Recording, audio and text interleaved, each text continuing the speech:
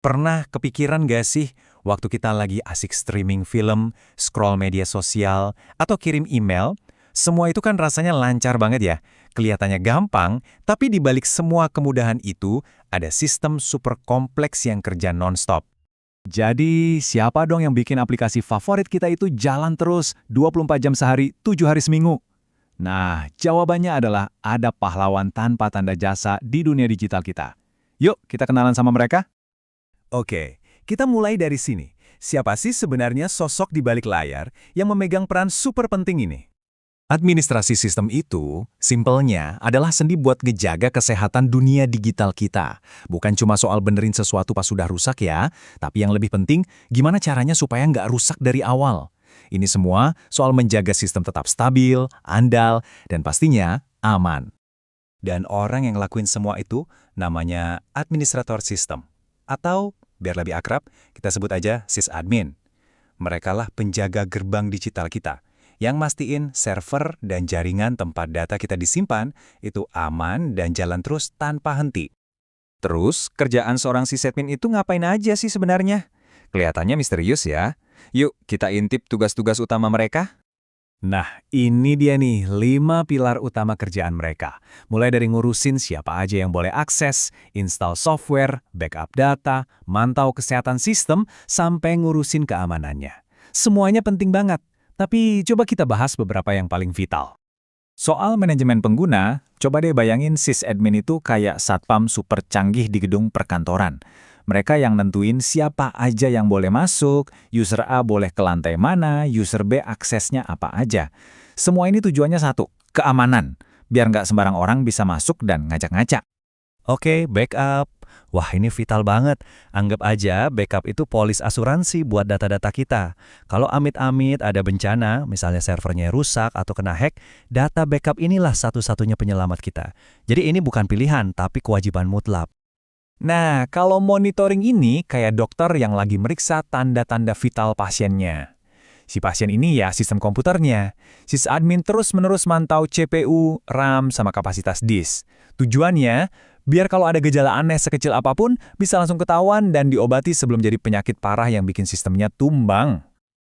Oke, kita udah ngobrolin apa yang sysadmin lakuin pas sistemnya udah jalan. Tapi pernah kepikiran nggak gimana ceritanya komputer dari kondisi mati total, terus pas kita pencet tombol power, dia bisa hidup dan siap dipakai? Nah, proses bangun tidurnya komputer ini namanya proses booting. Proses booting ini tuh kayak lari estafet, ada 4 pelari. Pelari pertama itu BIOS, terus tongkat estafetnya dikasih ke bootloader. Dari situ, lanjut ke kernel, dan finishnya di tangan init. Yuk kita bahas satu-satu peran mereka. Jadi, pas kita pencet tombol power, yang pertama kali kerja itu si BIOS. Tugasnya simple, ngecek semua hardware. Keyboard ada, oke. RAM ada, oke. Harddisk ada, oke. Kalau semua udah beres, dia langsung ngasih aba-aba buat lanjut ke tahap berikutnya. Nah, setelah BIOS selesai, giliran bootloader yang kerja.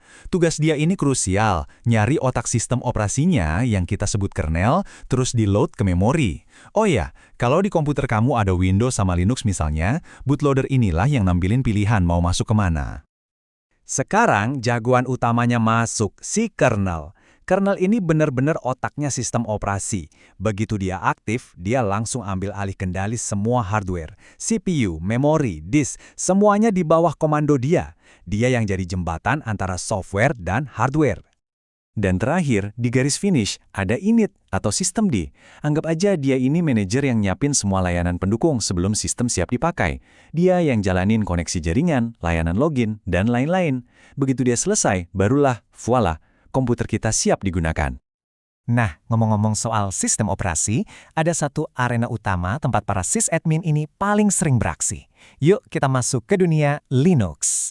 Sering ada yang bingung apa bedanya Unix sama Linux. Gini deh gampangnya. Unix itu kayak nenek moyangnya, konsep dasarnya. Nah, Linux itu cucunya yang terinspirasi dari si nenek moyang, tapi dia lahir sebagai proyek open source. Artinya, kodenya terbuka, gratis, dan semua orang boleh ikut ngembangin. Satu hal penting yang perlu kita tahu, Linux itu bukan satu produk tunggal. Anggap aja Linux itu kayak resep dasar kue. Dari satu resep itu, banyak koki yang bikin versi kuenya sendiri-sendiri. Nah, versi-versi ini yang kita sebut distribusi atau distro. Ada Ubuntu yang populer buat desktop, Debian yang super stabil, ada juga CentOS buat kelas enterprise. Oke, kita udah lihat tugas sysadmin, proses booting, sampai kenalan sama Linux. Sekarang, yuk kita mundur sedikit dan lihat gambaran besarnya. Kenapa sih semua ini penting banget? Kutipan ini bener-bener pas banget. Coba bayangin deh, tanpa administrasi sistem yang baik, nggak akan ada aplikasi, nggak ada website, nggak ada layanan cloud. Semua inovasi digital yang kita nikmati hari ini, semuanya itu berdiri di atas fondasi yang mereka bangun dan mereka jaga. Jadi, pertanyaan terakhir buat kita renungkan. Sistem apa sih yang paling kita andalkan setiap hari? Dan sadar nggak ada siapa di baliknya yang menjaga semua itu? Lain kali, pas lagi asik-asiknya pakai aplikasi favorit, coba deh ingat sejenak, semua ini nggak jalan sendiri kayak sulap. Ada para administrator sistem, para penjaga tak terlihat, yang kerja keras di belakang layar buat kita semua.